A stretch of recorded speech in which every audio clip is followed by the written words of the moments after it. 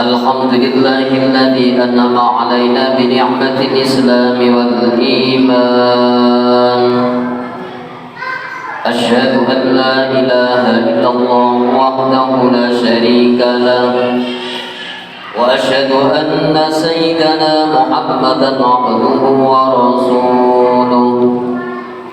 Allahumma salli ala sayyidina Muhammad wa ala alihi wa sahbihi wa sallama tasliman katsira. Amma ba'd, fa ya ibadallah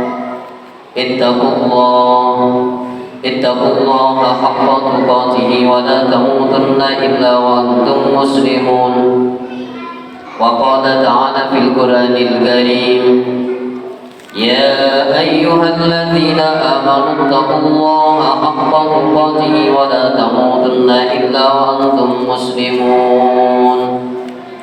Al-Ayah, Sadaqallahul Azim. Hadirin sidang Jumat rahimakumullah.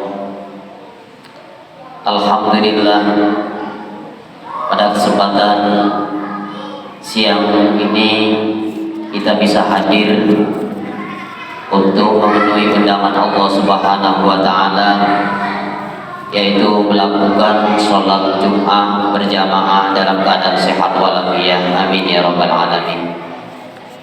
Hadirin jamaah Jumat yang berbahagia, sudah menjadi rukun khutbah, yaitu berkewajiban untuk mengajak diri sendiri dan panjenengan sedaya, marilah kita berusaha untuk meningkatkan takwa kepada Allah Subhanahu wa taala dengan takwa yang sebenar-benarnya, yakni menjalankan perintahnya sekaligus menjauhi apapun yang menjadi larangannya.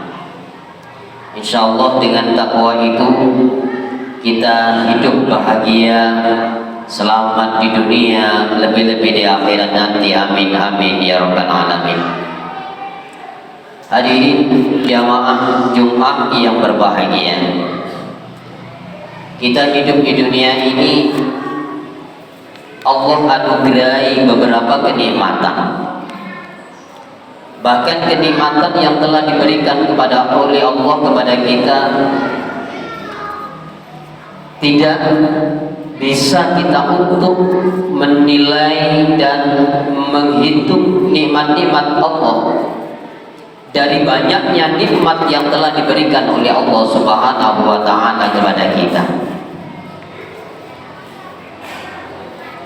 Baik itu nikmat Islam, nikmat iman, nikmat kesehatan, nikmat kesempatan, ataupun nikmat-nikmat yang lain. Terkadang kita tidak pernah merenungkan dan menghitung nikmat-nikmat Allah, walaupun sebenarnya tidak mampu untuk menghitungnya. Wa in ta'uddu nikmatallahi la tuhsuha. Manakala kalian menghitung nikmat-nikmat yang telah diberikan oleh Allah, la tuhsuha, tidak akan mampu untuk menghitung nikmat itu. Dari nikmat yang melekat pada anggota badan kita saja, satu hari semalam kita menghirup udara berapa kali misalnya, jelas kita tidak mampu untuk menghitungnya. Dari sehari semalam kita berkedip berapa kali, itu adalah nikmat yang luar biasa. Tanpa manusia bisa berkedip, rasanya sangat sakit dan akan terasa nikmat yang telah diberikan oleh Allah Subhanahu wa taala. Belum juga ditambah dengan nikmat-nikmat yang lain, rizki harta benda, kesehatan, rizki anak, rizki keluarga, semua itu adalah nikmat yang sangat luar biasa yang harus kita syukuri kepada Allah Subhanahu wa Ta'ala.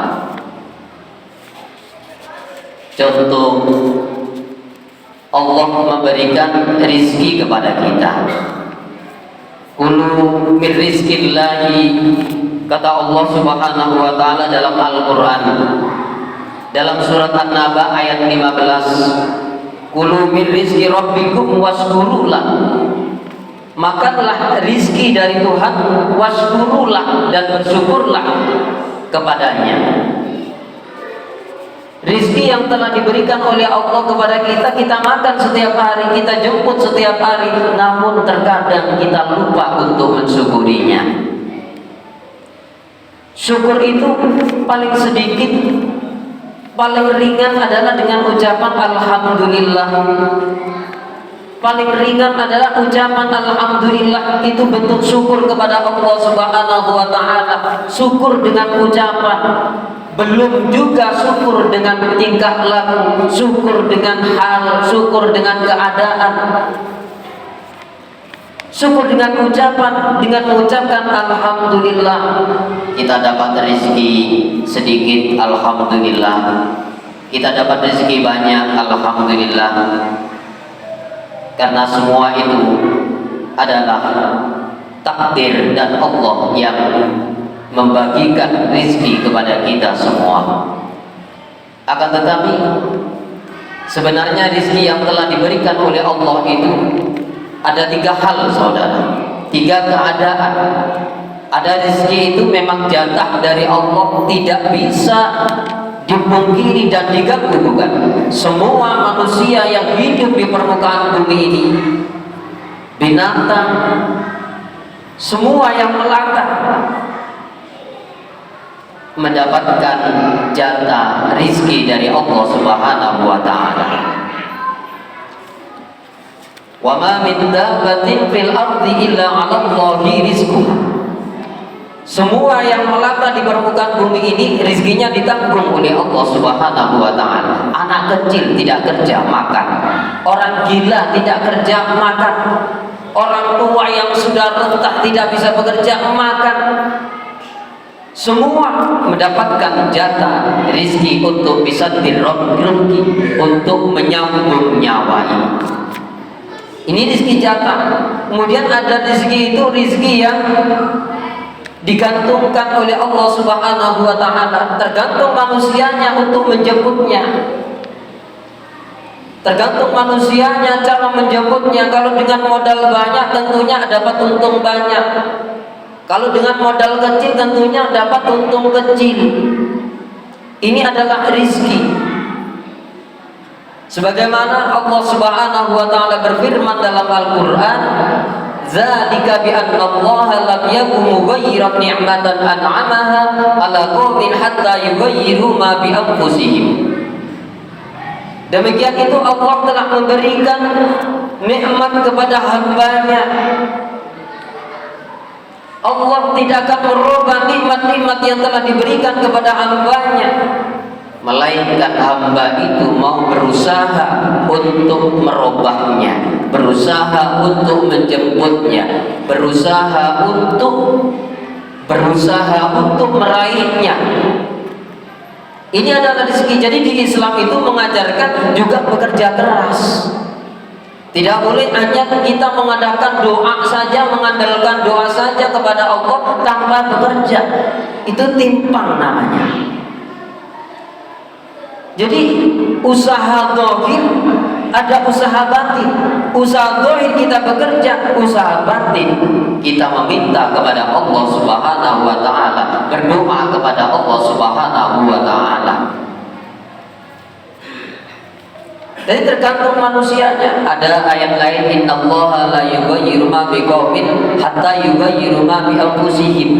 Sesungguhnya Allah tidak akan merubah nasib kaum kecuali kaum itu sendiri yang mau merubahnya, berusaha untuk merubah dirinya. Tidak punya kerjaan, cari kerjaan. Tidak punya ladang pertanian, mungkin kita bisa cari kerjaan yang lain. Ini adalah usaha, dan usaha itu wajib bagi kita untuk mencukupi kebutuhan kita, kebutuhan anak istri kita, keluarga kita. Khususnya seorang ayah, seorang bapak berkewajiban untuk bekerja keras. Ini adalah ajaran syariat Islam, karena dia berkewajiban untuk menafkahi istrinya, menafkahi anaknya, kebutuhan keluarganya. Ini adalah kewajiban seorang suami, seorang pemimpin rumah tangga. Kullukum ra'in wa kullu ra'in mas'ulun an ra'iyatihi, kata Rasulullah. Masing-masing kalian adalah pemimpin. Di dalam rumah tangga, pemimpin utama adalah seorang suami yang besok di hadapan Allah akan dimintai pertanggungjawaban di hadapan Allah Subhanahu wa ta'ala. Sudah tanggung jawabkah kita menafkahi istri? Tanggung jawabkah kita menafkahi anak? Apa justru sebaliknya mengabaikan mereka, menterlantarkan mereka? Ini adalah ada tuntutannya besok di hadapan Allah Subhanahu wa ta'ala. Oleh karena itu, berusaha adalah sebuah kewajiban umat, kewajiban manusia untuk memenuhi kebutuhan hidupnya, kebutuhan keluarganya. Ini adalah rizki yang digantungkan, saudara. Kemudian yang ketiga adalah rizki yang dijanjikan oleh Allah Subhanahu wa ta'ala. Rizki yang dijanjikan ini kadang-kadang manusia lupa, karena Allah berjanji, la in syakartum la azidannakum. Manakala kalian bersyukur atas nikmat yang telah aku berikan, kata Allah, la azidannakum, akan saya tambahi, kata Allah. Benar-benar akan aku tambahi. Kalau kita infakkan dari rizki yang kita dapat misalnya 1.000 rupiah, maka Allah akan melipat gandakan rizki yang ada kepada kita. Kalau kita infakkan misalnya untuk santunan, untuk masjid, untuk pembangunan dan lain sebagainya, maka di situ Allah akan mengganti. Man jaa bil hasanati falahu asyru amsalihha. Paling sedikit Allah akan mengganti 10 kali lipat. Paling sedikit itu. Paling sedikit Allah akan mengganti 10 kali lipat. Paling banyak tidak terukur. Bahkan dalam ayat Al-Quran banyak dijelaskan, masalul ladzina yunfikuna amwalahum fisabilillah kamathali habbatin ambatat sab'a sanabila fi kulli sunbulatin mi'atu habba wallahu yudha'ifu liman yasha. Intinya, orang yang berinfak di jalan Allah Subhanahu wa ta'ala akan dilipat gandakan rizkinya. Bagaikan orang menanam satu biji, tumbuh, kemudian tumbuh 7 tangkai, satu tangkai ada 100 buah, 100 kali 7 tangkai ada 700 buah. Inilah kelipatan dari harta yang kita infakkan di jalan Allah Subhanahu wa ta'ala. Kalau kita infak 1.000 rupiah, Allah akan menggantikan dengan 700.000 rupiah. Kalau kita infak misalnya 100.000 rupiah, maka Allah akan menggandakan dan melipat gandakan rezeki kita menjadi 7 juta rupiah. Secara baik, secara langsung, ataupun masih tertunda, itu Allah yang mengetahuinya. Jadi ini adalah rezeki yang dijanjikan oleh Allah Subhanahu wa ta'ala. Kadang-kadang ada orang itu kerjanya keras luar biasa, tapi berkahnya kurang. Kenapa? Karena rezeki yang dijanjikan tidak dijalankan. Usahanya luar biasa, pendapatannya banyak, gajinya besar, untungnya, bisnisnya besar, tapi tidak berkah, masih kurang terus. Barangkali bisa introspeksi diri, apakah ada yang kurang di dalam meraih rezeki yang diberikan oleh Allah.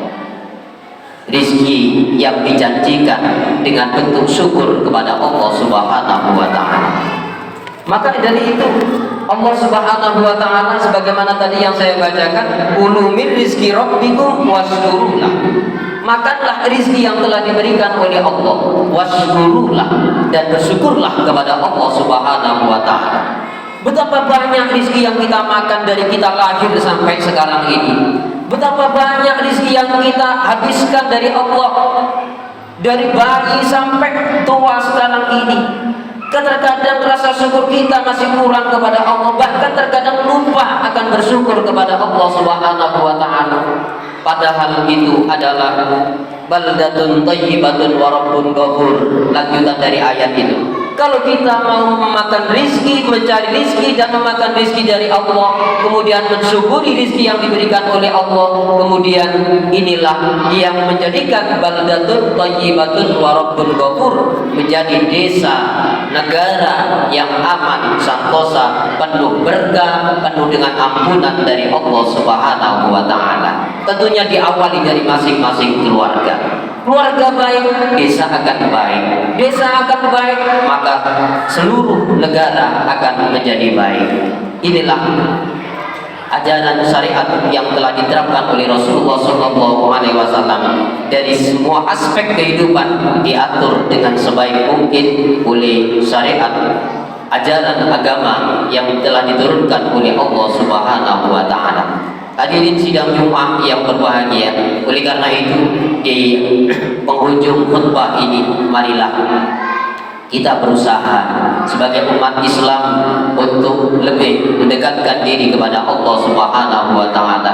Kita bekerja dengan giat dan juga tidak lupa kita mensyukuri rezeki yang telah diberikan oleh Allah Subhanahu wa taala, agar supaya rezeki yang diberikan oleh Allah menjadi rezeki yang berkah.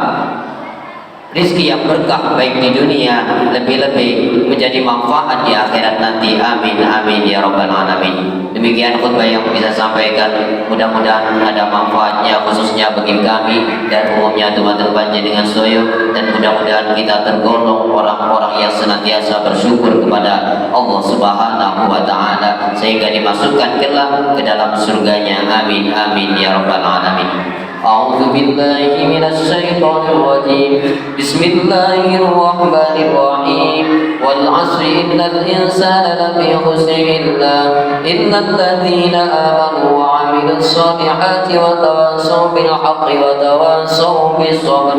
بارك الله لي ولكم بالقرآن العظيم ونفعنا بآياته والذكر الحكيم إنه هو الغفور الرحيم.